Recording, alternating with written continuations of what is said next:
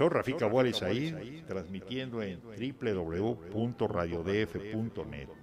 El teléfono en el estudio es 5709-2098. Mi correo electrónico es rafikabuali@hotmail.com. Estamos hablando sobre las calles de la Ciudad de México. Vamos ahora a hablar sobre el Callejón de Tabaqueros. En este callejón se labraban tabacos donde abundaban más los torcedores de cigarros que los hombres. También se establecieron ahí fabricantes de babuchas y finalmente fonduchos populares y carpinteros que solo construían cajas para muertos, lo que le valió el sobrenombre de Callejón de los Muerteros y de la Muertería. En esa época, las cajas no eran como las de ahora, sino estrechas en la parte de abajo, en donde quedaban los pies del muerto. Algunas ocasiones eran tan angostas que era necesario poner el cuerpo con los pies cruzados. El otro extremo era más ancho, tomando la parte del cuerpo, formando la parte del cuerpo humano. La tapa no era ochavada, sino plana y no tenía el acoginamiento que hoy se usa, lo que motivaba a que cuando era conducido un muerto por el empedrado de las calles se escucharan el tum-tum que producía la cabeza al golpearse en el interior de la caja. Se les llamaba a las cajas bandoneón por el parecido que tenían con este instrumento.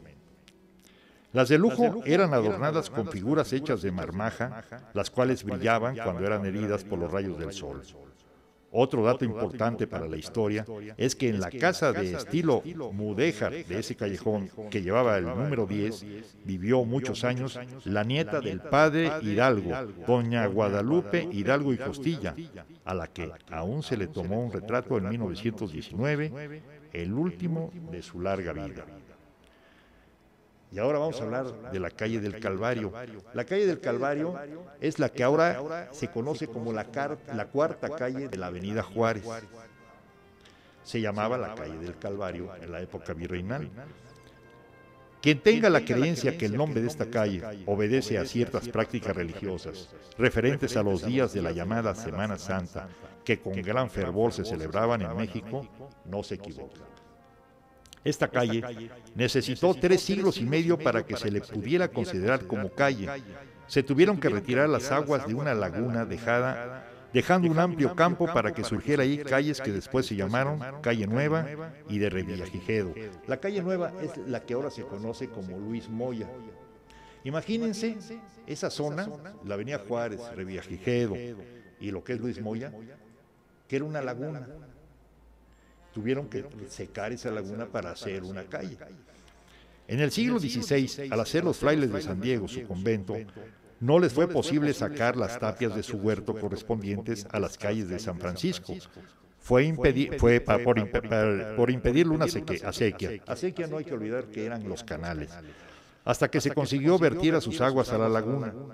De modo que al secarse toda esa parte tuvo una amplitud extraordinaria, apareciendo con los años edificios de importancia con fachadas que dan hacia la Alameda por el poniente. Imagínense la Avenida Juárez como una laguna. La Avenida Juárez no hay que olvidar que fue una de las calles donde hubo los mejores restaurantes, fue una calle lujosa la Avenida Juárez.